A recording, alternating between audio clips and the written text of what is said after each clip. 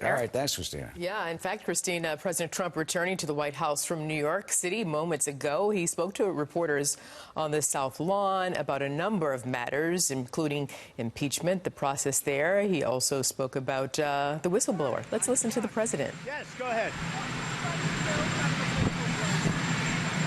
Well, the whistleblower gave a very inaccurate report.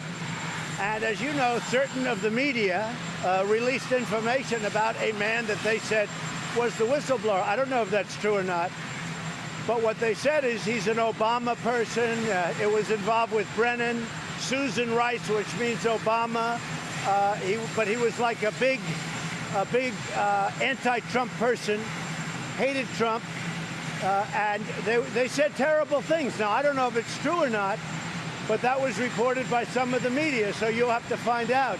I don't know why the media is not on it, because the whistleblower gave a very inaccurate report about my phone call. My phone call was perfecto. It was totally appropriate. But he gave a report, he or she, but according to the newspapers, it's a he. They think they know who it is. You know who it is. You just don't want to report it. CNN knows who it is, but you don't want to report it. And you know, you'd be doing the public a service if you did. The whistleblower gave a false report. And because of that false report, people thought bad things were done.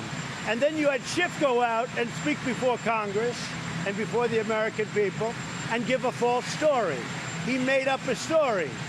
And then I released, after all this was done, I released. And everybody said he didn't do anything wrong.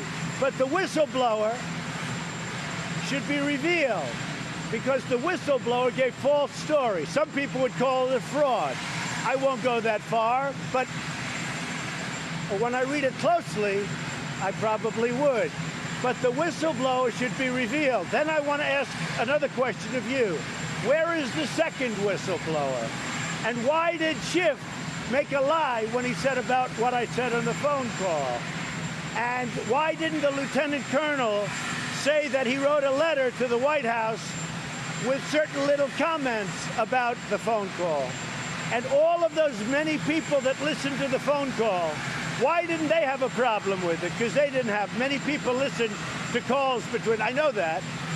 And for instance, the Secretary of State Pompeo was on the call. Nobody had, with all of those people, very few people that I know came forward. And they only came forward when you asked, and some of them are never Trumpers. So, but why didn't all of those people listening to this absolutely, totally appropriate phone call, why didn't they come forward? So, you know, it's a whole scam. It's an impeachment scam, and you know what it is? It's between the Democrats and the fake news media. Sir, what evidence do you have that Colonel Vindman is a never-Trumper? We'll be showing that to you real soon, okay? Can you describe it, sir? Go ahead. In terms of the African-American community, are you concerned that the possibility of impeachment might hurt your standing in the No, I think I have a great standing in the African-American community, because if you look at what we've done, as you know, we have the best unemployment numbers in the history of our country for African-Americans. We have the best poverty numbers. We have the best employment numbers. And I'm doing great. African-American community gets it. And I did criminal justice reform. Nobody else. I did it. Without me, you don't have criminal justice reform. And that was for the African-Americans more than anybody else. So I think my standing in the African-American community is maybe the best. We're going to see.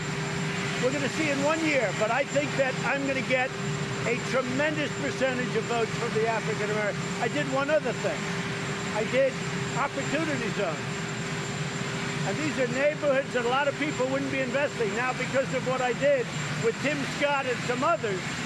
But Tim Scott was fantastic, of South Carolina. We did opportunity zones. It's an incredible thing. So I think we're going to do great with African Americans. We have tremendous African American support.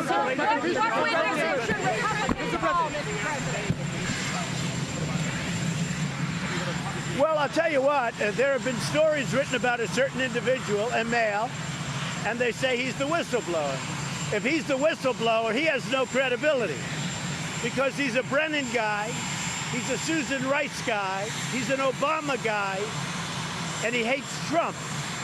and he's a radical. Now, maybe it's not him, but if it's him, you guys ought to release the information. Quid pro quo. No, not at all. Not at all. It's 1 year to the election. Are you confident with it's 1 year to the election? Are you confident with being re-elected again? Are you confident being re-elected again? Very confident. Our poll numbers are great. We're doing very well in the polls. And by the way, not that it's very important because you got elected, but the impeachment polls have been very, very strong, and especially in the swing states. I think you see that. The swing states, they don't want to hear about it. And we have polls. People don't want to hear about impeachment. The only one that wants impeachment and talk about it is the fake media and the Democrats, who basically, they work for the media. The way I look at it, the Democrats work for the media. So the UK,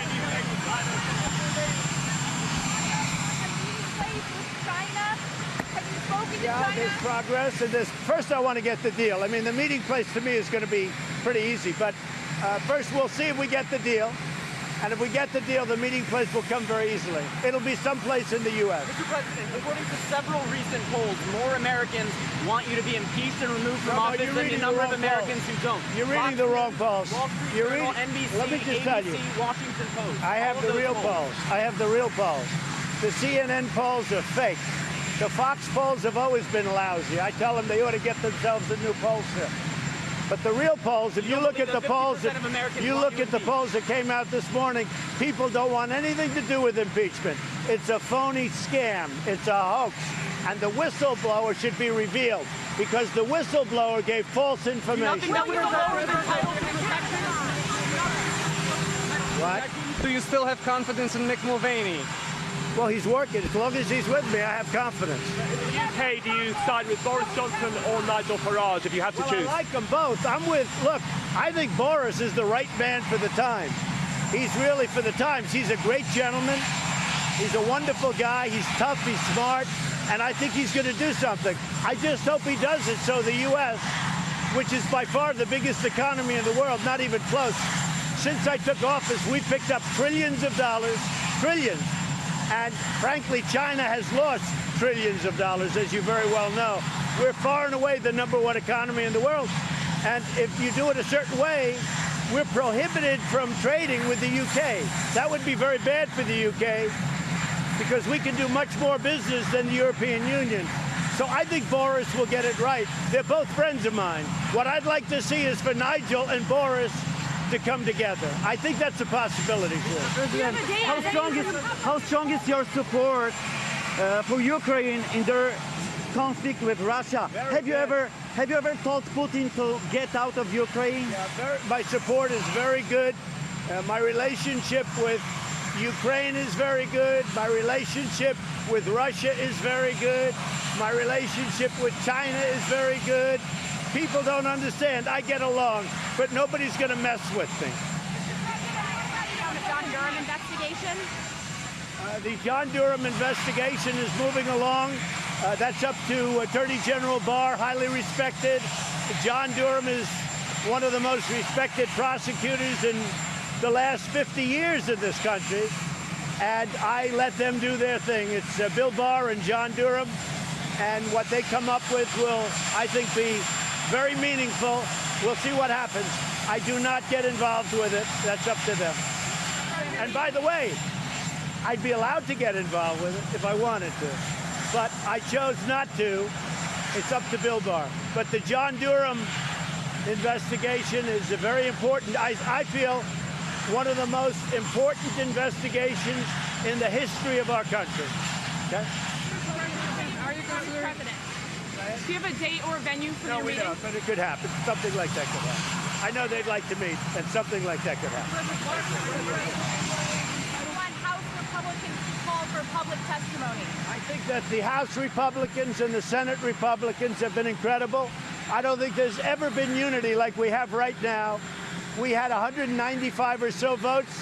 We didn't have one negative vote. The only one that had negative votes on the whole impeachment scam were the Democrats.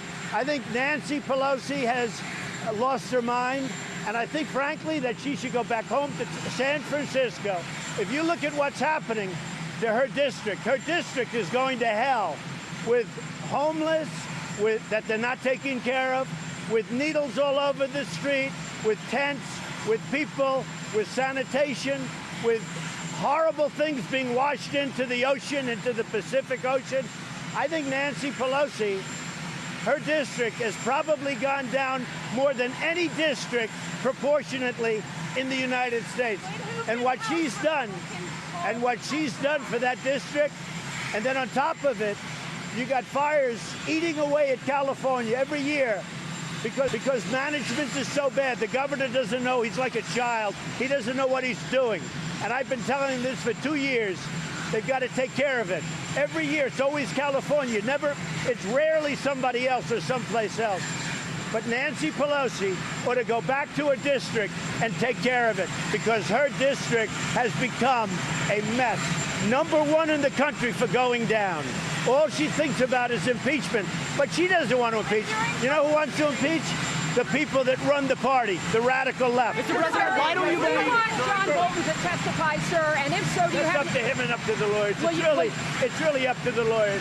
I like John Bolton. I always got along with him, but that's going to be up to the lawyers. Mr. President, why don't genuine concern You said no quid pro quo. The thing is that in the transcript, it says, I have a favor to ask you to go. Read the transcript. But it says, I have a favor to ask you to go. What about a government shutdown? There's a genuine concern. Democrats believe that you will hold up funding for the government because you're so upset about impeachment. Is that something that could be a possibility? What do you say to the American people? I don't think they believe that at all. But we'll see what happens. The Democrats I call them the do-nothing Democrats. They're doing nothing. They're not getting USMCA done. Everybody wants it. Even the Democrats want it. They're not getting anything done. Even guns, they don't talk about guns. They don't talk.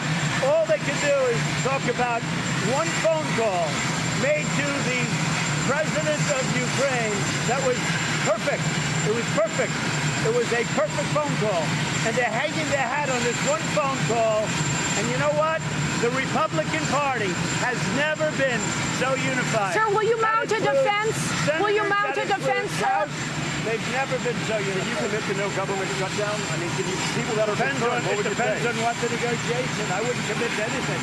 It depends on what the negotiation is. Sir, will you mount a defense at the impeachment inquiry? And we've been watching a pretty feisty President Trump go after the whistleblower, accusing him of being a partisan who hates Trump, as he said, as well as the process continuing a variety of issues as he has returned back to the White House now from his trip to New York.